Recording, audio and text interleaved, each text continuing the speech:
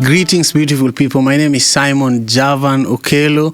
I am the CEO and founder of Madaraka Festival and also the host of Madaraka Festival podcast here on YouTube.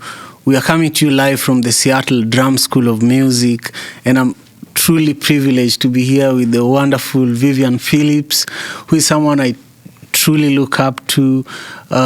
Since I moved to Seattle, I've always loved Vivian Phillips. Mutual.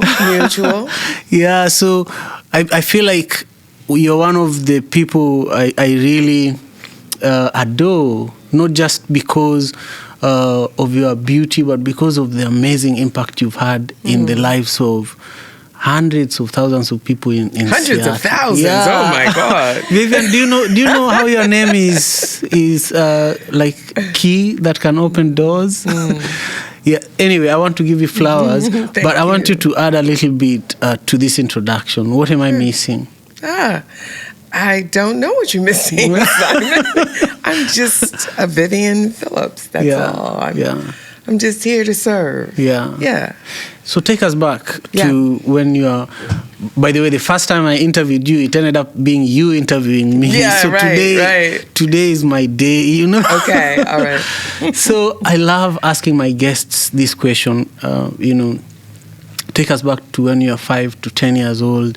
Share with us some of the smells, the sounds, and also the foods that really shaped who Vivian Phillips is. Oh, that's so interesting. Well, I grew up in Seattle. I'm a native Seattleite. Yeah. So at 5 years old, I was in kindergarten, entering that structure of education, which was really, in my case, built around art and creativity. Because I will never forget those half-day kindergarten classes. The majority of the time we spent was making things, right? So that had a huge impact on me. Growing up at about 10 years old, and I became involved in like drill teams and dance troupes and that sort of thing. So what I remember mostly are the connections, the people that I loved to be with and the things that we shared. The sounds, music. I grew up in the Central District. My brother was a musician. I started playing clarinet at about age 10. And music and radio was really much of my life. I was fascinated by radio, which then led me into a career in broadcasting. The foods are very much like the foods that I'm trying to grow now, thanks to your help. It's native foods from my African culture for the most part. So we're talking about things like deep greens, collard greens, turnip greens, all of those greens, a lot of cabbage, rice, broths, stews, those kinds of things. And I don't think that yams, were very prominent as well. I don't believe that there was necessarily a consciousness on my mother's part specifically around the lineage of the food. But when we would talk, and I'd be like, oh, I really like that. How did you learn to cook that? Then it always went to a story about her mother or her grandmother, And so there was that kind of lineage connection always for me. And my parents moved here in the 50s from the South. So you got that Southern influence in all of the foods. Very rich and lots of baked goods. Yeah. I love it. I love it. As you're speaking about your garden, I envision myself with a glass of wine there this summer, So, I'm hoping that that's the case. If I can pull it off. I found a tomato yesterday. An actual tomato is growing. So. Oh, I can't wait. I have to come and taste some of the food. It's looking good. I'm really happy with this little effort, this gardening effort, even though I'm dealing with some pests in my greens, but it's okay. Yeah. It's my first time since I was probably a teenager that I've even tried to do this, so I'm okay with it. Gardening has been a big part of my life. Yeah. Even now in Kenya, I've actually planted a lot of hundreds of trees, of fruit trees. I was in Kenya for 6 months last year. Right. So I was able to claim my land and start building my own space. Yeah. But while I'm still, raising the funds to build a nice house, that one day you can visit me. For sure. I have a lot of trees because those don't require any consistent maintenance. Yeah. But just the fact that I can't have my garden anymore, and the fact that when I could, you are inspired and you're like, what Simon is doing is very good and I want to try it. I loved it. And you invited me for us to start it. It's very special. Yeah, you were the inspiration, seriously, because I had been told, you can do it, you can just do that. But then actually seeing what you were doing and you sharing things like, well, you just, stick some celery in the ground. It demystified for me the capacity that I might have to grow food. And then just the way of the world right now, I felt it even more important to have more control over the products and the foods that I consume. So I love that. Yeah. I want us to talk more about your career journey in general. Yeah. I connected with you around when you were the director of communication for STG, and I feel like that is when STG was STG. Those were the heydays. Yeah. Honestly, it was incredible. I don't know how things are, to be honest, at the moment, but it was incredible. Yeah. Yeah. So I know that by that time you had already accomplished a lot, and so just take us back. There are so many young people, even younger than me, that know you and they're interested. They just want to know more, and you can't make time to sit down with everybody. So now I'm sitting down with you for everybody. Well, it's a long story, Simon. I'm old. So you don't look like it. Yeah. So it goes way back. Like I said, my first career was in broadcast. Yeah. So I was a engineer, a broadcast engineer. That was my first job. Yeah. And then I became an on-air personality after some years of really learning every single thing I could about radio. I worked at the local urban music radio station, which was a black music station.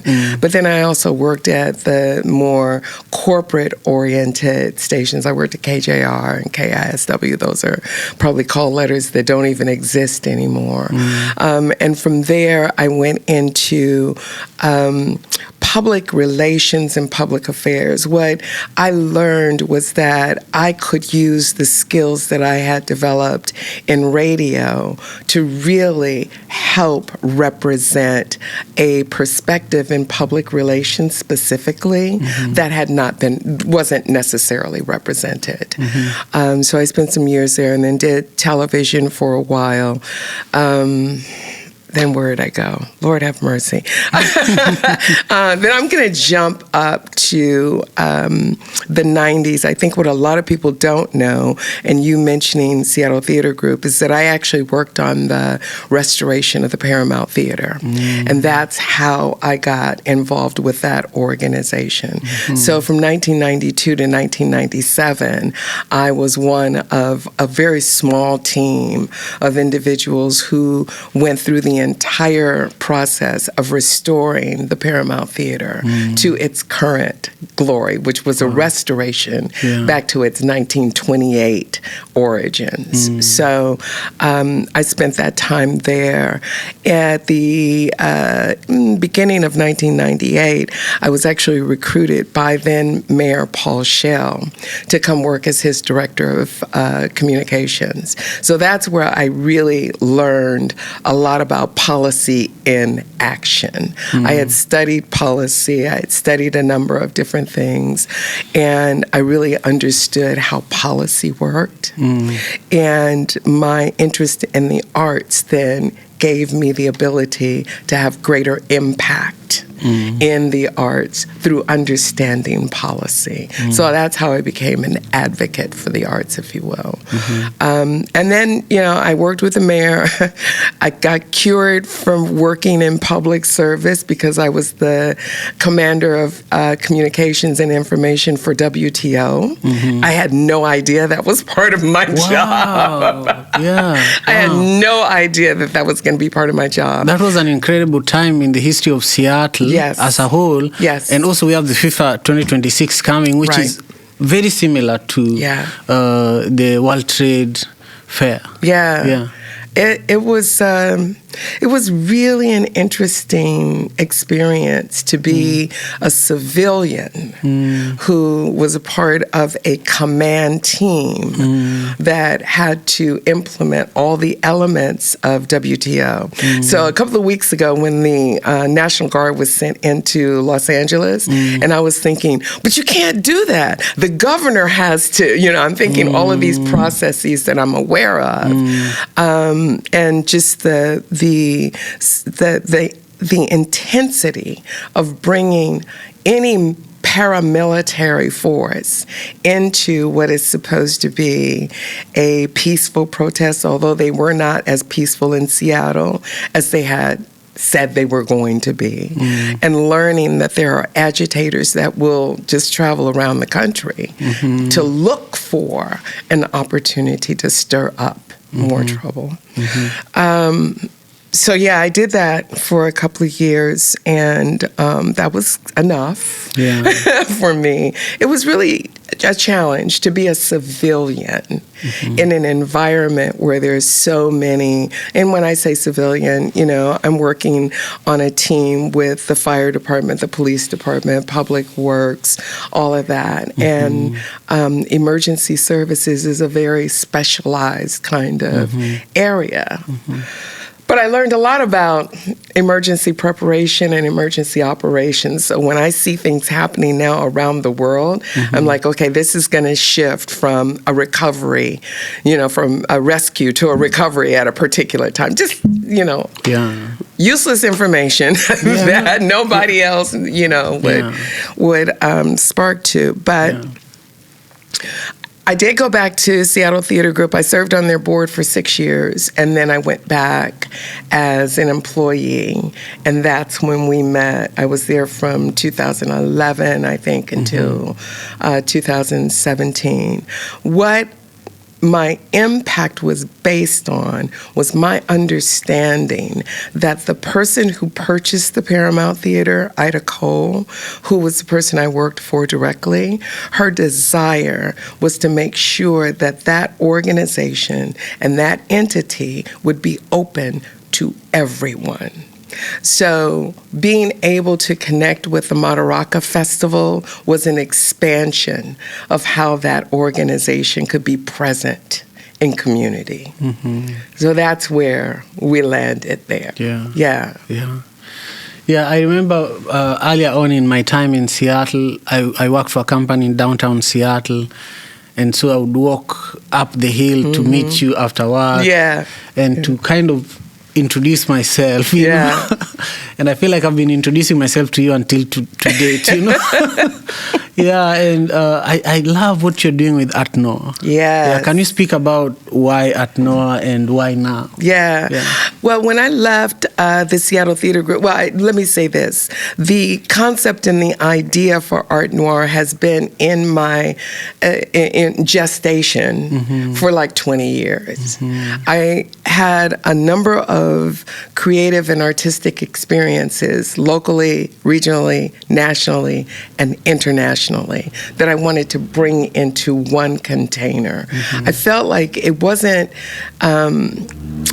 my assignment to simply simply have those experiences, to go to Kenya, to explore the Go Down Center and how they work with artists in Nairobi. It wasn't just my assignment to go to South Africa and to curate art. It was my assignment to do that as a precursor to creating a vessel for something like that to be real for my community.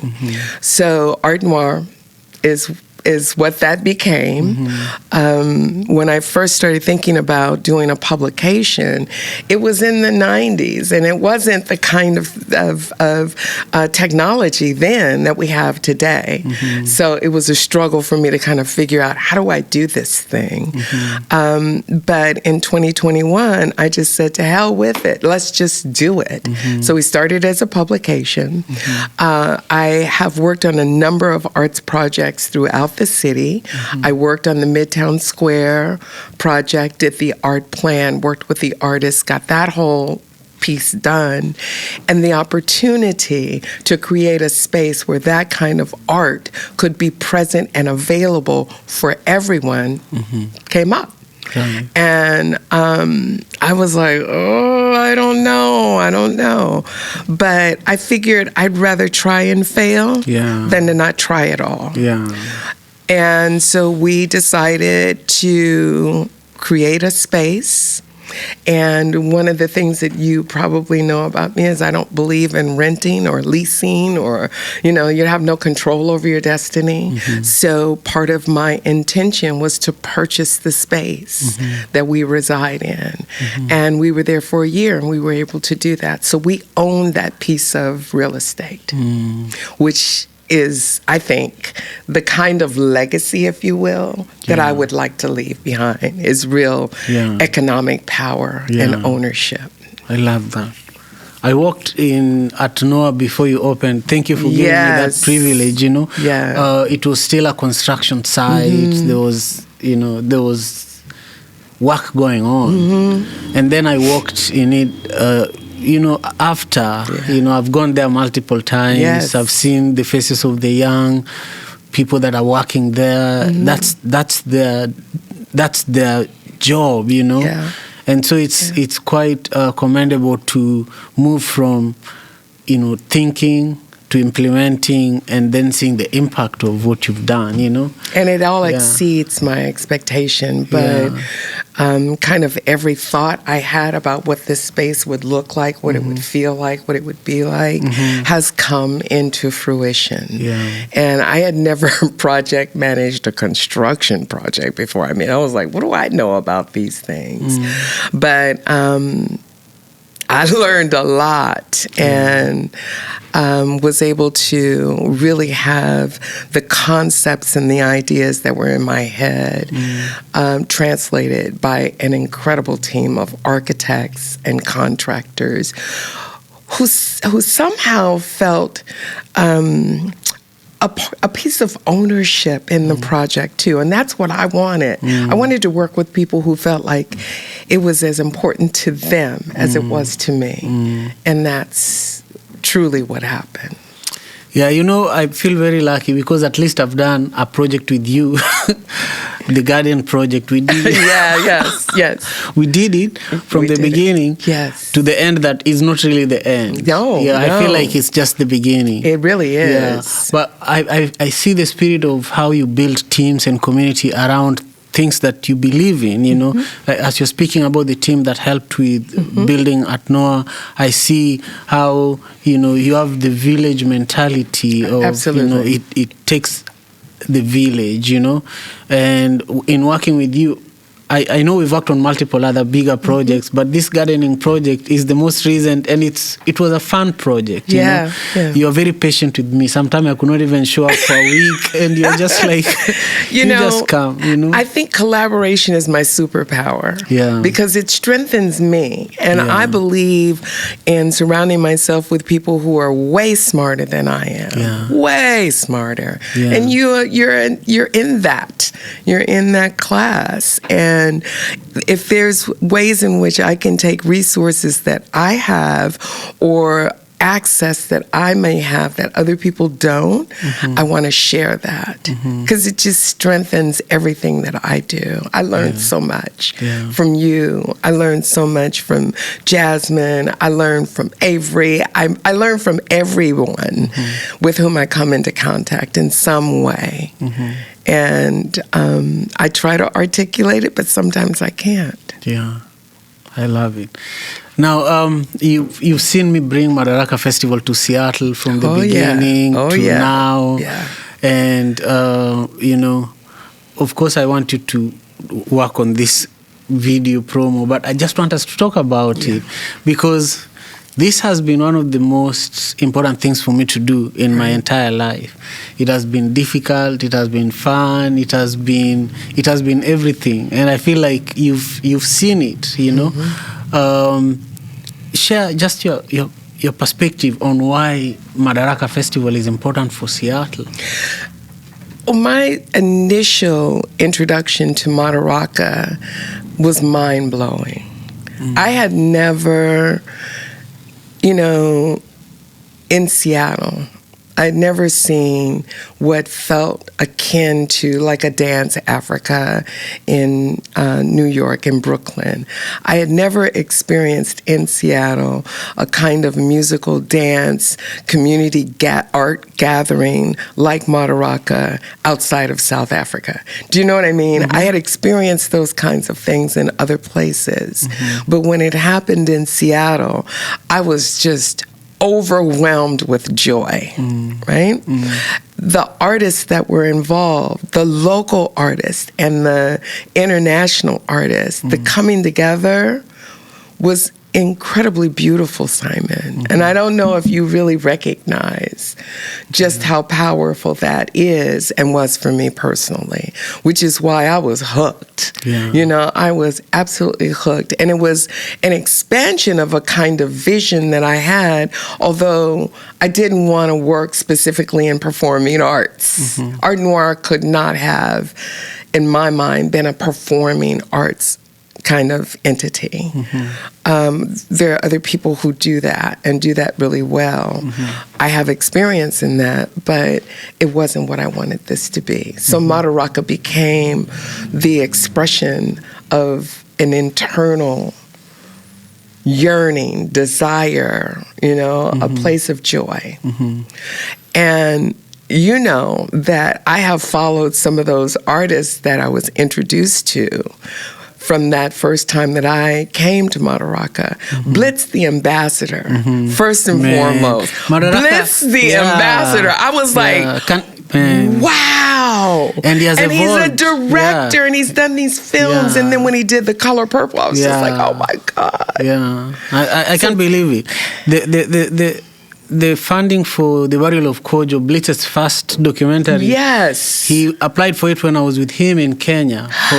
And I was with Yirim Sek, Madaraka has done so much in terms of bringing artists from the diaspora back home and bringing artists from back home to the diaspora. Yes. And a lot of this work cannot be applauded in public. Some of it is work that one day I'll tell my great-grandchildren these stories around the fire, because some of it, only observant people and people who have actually done it. A lot of the time, there's a saying that don't go seeking advice from people who can't do what you do. Right. And I feel like I always come for advice and some sharpening. They say iron sharpen iron. I come for some sharpening to you because I know that you understand this land where we are in. You've gone through a lot to not only even stay alive, but thrive, and then start things and be pushed around, but, stay persistent. Yep. And there are nuggets of things that you've said to me that I always remember. For example, you told me one day, many years ago, that, you do things very unapologetically and you do them in a way that you don't feel like anybody owes you anything. Yes.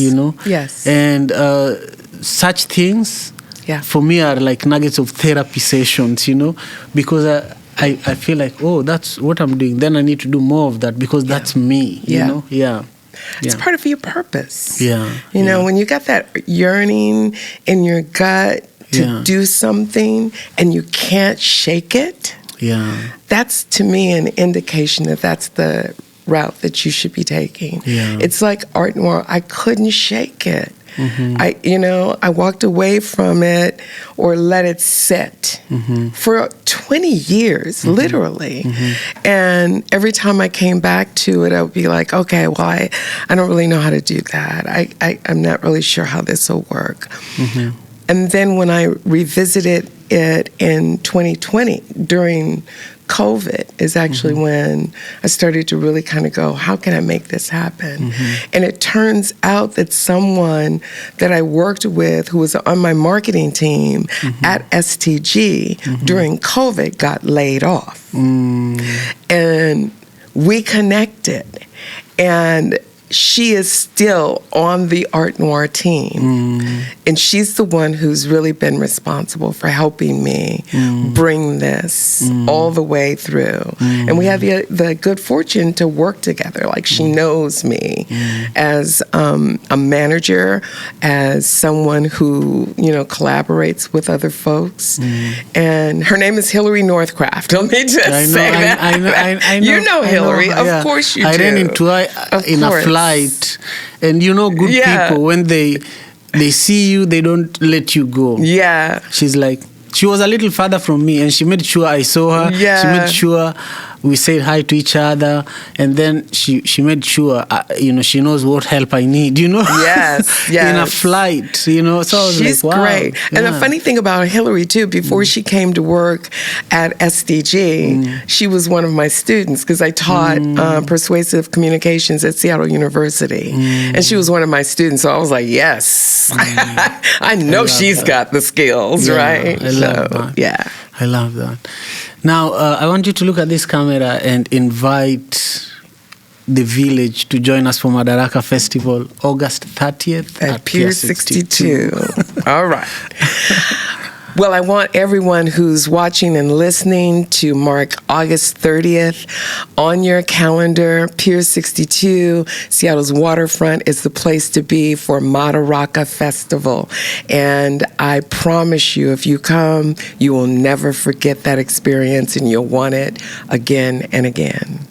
I love it. I feel like we are back to your broadcasting days. While I never leave my broadcasting days, it seems. Look at that, and also invite everyone to subscribe to Madaraka Festival on YouTube. If you're watching, listening, please subscribe, like, all those things that you do on YouTube. Do it with Madaraka Festival. Perfect. Now, if someone is watching and they really want to support Arte Noir, they want to stay connected with you, how do they do that? Easy. All you have to do is go to artenoir.org and find me, find us, find a way to donate. It's all very, very easy on our website. That's artenoir.org. I love that.